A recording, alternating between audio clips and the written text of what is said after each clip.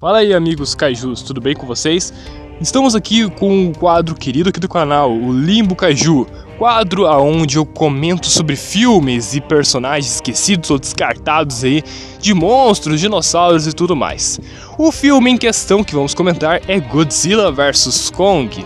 Vamos comentar tudo que foi descartado, alterado, mudado ou jogado fora deste filme aí que divide bastante os fãs. Alguns dizem que é incrível, outros dizem que é uma merda, enfim. Eu tentei reunir o máximo de arquivos que eu encontrei, então me perdoem se faltar alguma informação. Fique à vontade para comentar aqui nos comentários alguma coisa que você quer descartar, alguma descoberta que você fez, alguma coisa que eu esqueci de comentar ou mencionar aqui neste vídeo. Eu vou separar em cenas deletadas, concept arts e outras ideias deletadas do filme. Vamos lá. Começando pelas concept arts do filme, podemos ver uma clara diferença aqui, por exemplo, nessas concept arts ilustrando aí a batalha em Hong Kong.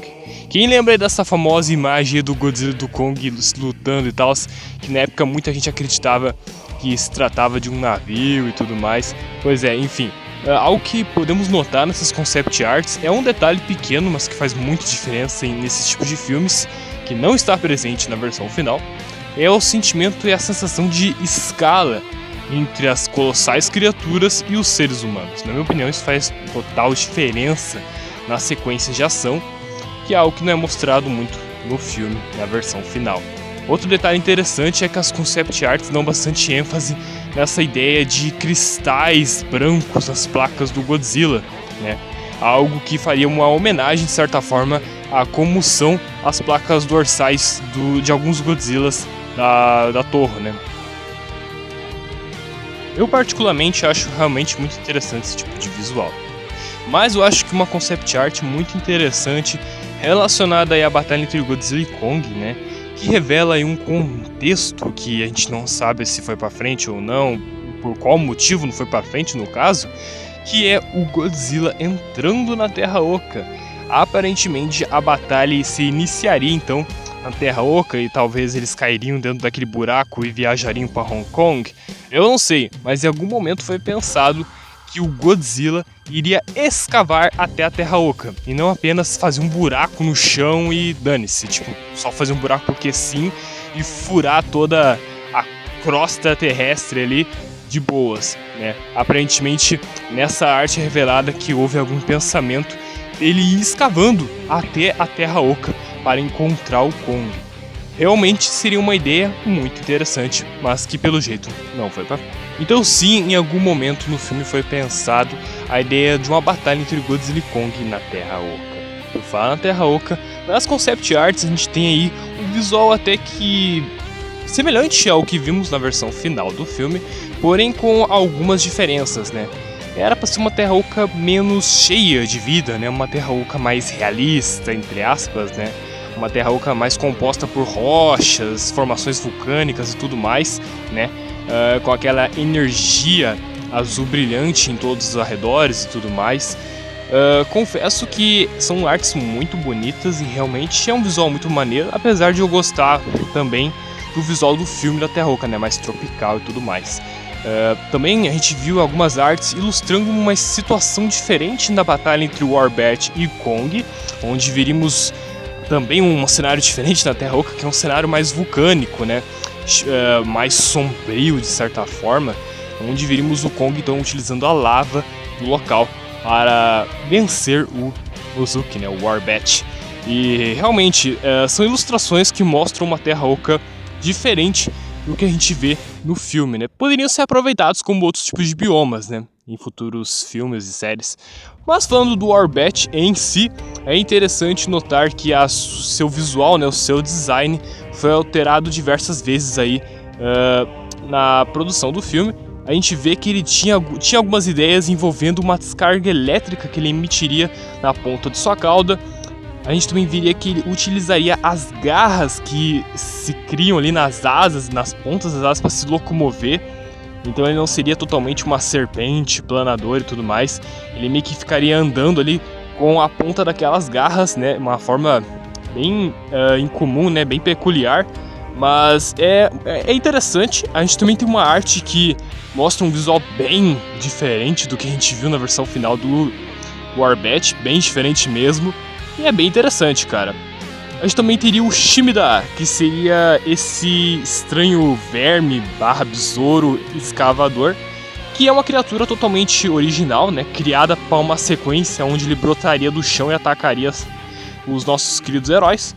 E realmente ele tem esse aspecto larval, porque seria indicado, né, que ele era uma larva e tudo mais. É uma criatura realmente interessante, porém foi descartado, obviamente, porque eu acho que para não encher o filme muito mais do que... Bom, já não estava muito cheio, né, mas enfim, para não afetar o ritmo do filme. Mas é realmente um visual muito interessante, assim, que eu acho que poderia render uma criatura bem interessante. Outra criatura que também faz parte aí dessas concept arts é os Hellwalk, que são aquelas aves estranhas lá que aparecem na cena do Templo do Kong.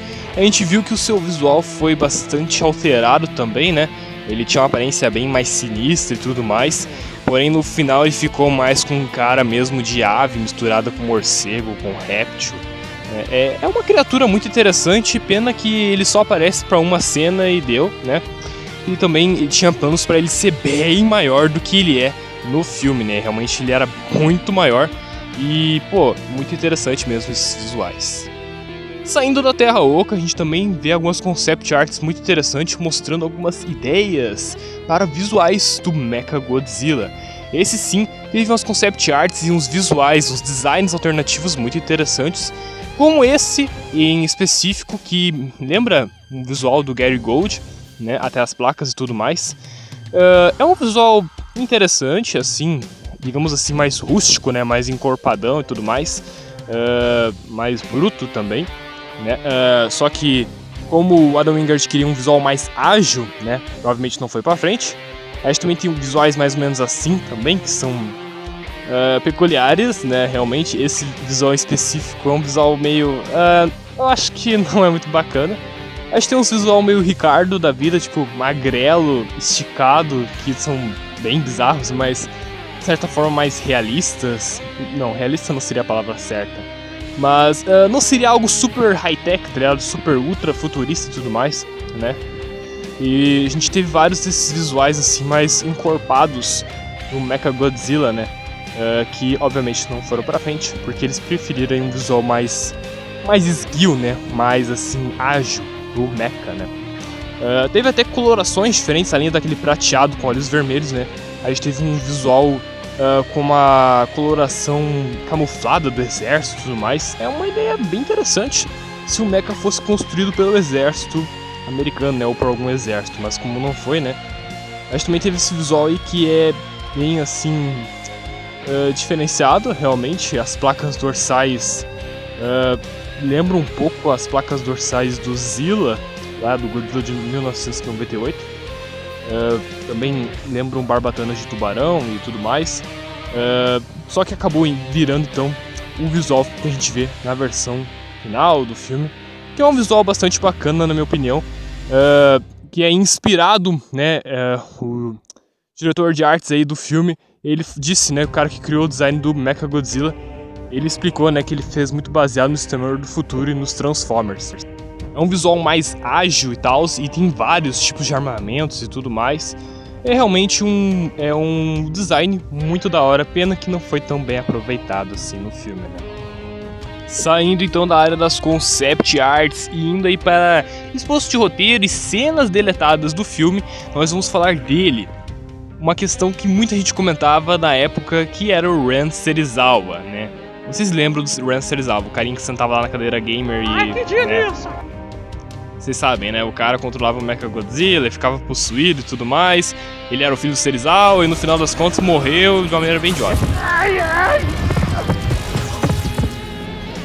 Enfim, na verdade, os esboços de roteiro anteriores, junto com algumas cenas que foram deletadas, indicavam que a presença dele seria muito maior. Na verdade, teríamos uma introdução dele, do Nathan Lind, totalmente diferente, onde o Ren Serizawa iria chamar ele para a operação em um bar. E lá ele falaria verbalmente que ele é o filho do Dr. Zero Serizawa. Não só ele estaria acompanhado também de um personagem aí que seria uma espécie de chefe de segurança da Apex, personagem extremamente importante, já que nessa versão mais estendida da história, ele e o Ren estariam armando uma traição para cima do Walter Simmons. Esse chefe de segurança seria responsável pelo assassinato de Simmons, e aí o Ren iria assumir totalmente o controle da operação do Mechagodzilla para se vingar de Godzilla. E sim, o Ren seria o grande vilão da história anteriormente, junto com esse assassino da Apex, né? É dito também que teríamos uma cena em que ele perseguiria lá o trio Scooby-Doo do filme pelos corredores da Apex, e teria uma cena de luta entre ele e o Bernie, onde o Bernie mataria ele então. Só que tanto essa trama do Ren como esse personagem aí do chefe de segurança da Apex foram descartados, e o papel do Ren, assim como as suas cenas, foram extremamente reduzidas.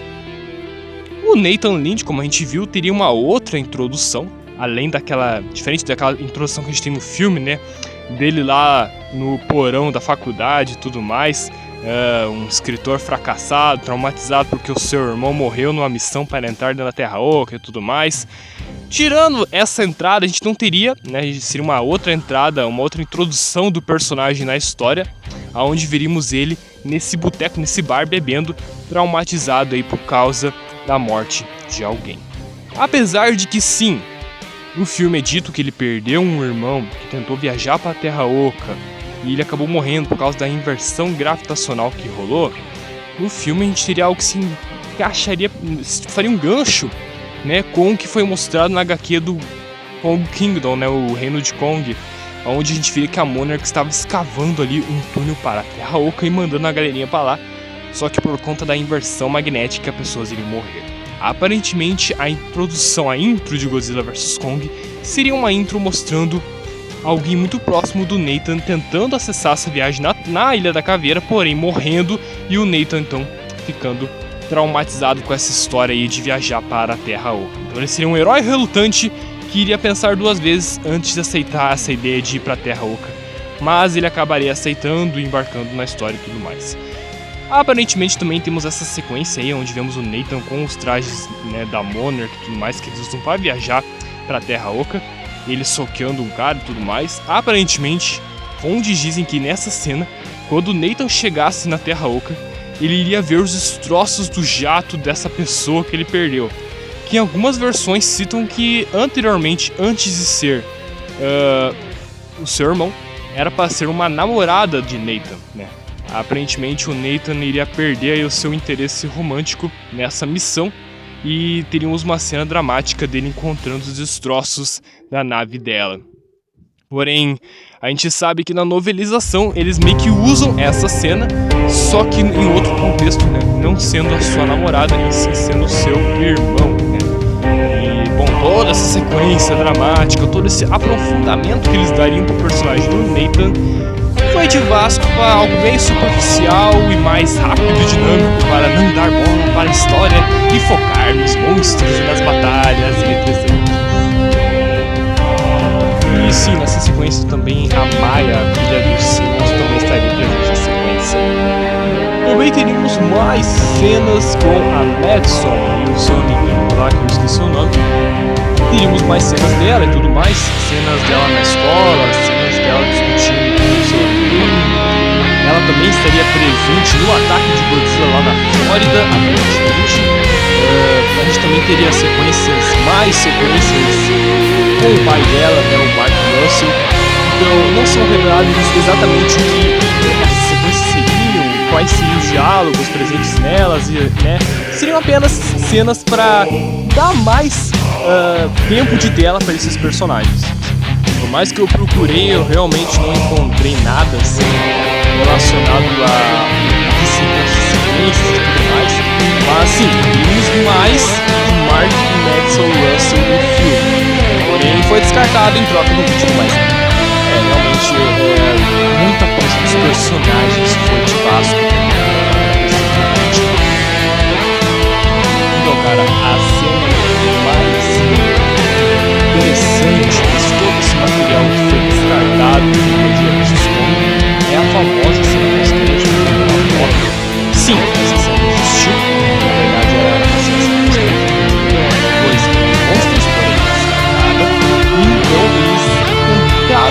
destacar novamente essa cena em Godzilla vs Kong, porém foi destacada de novo.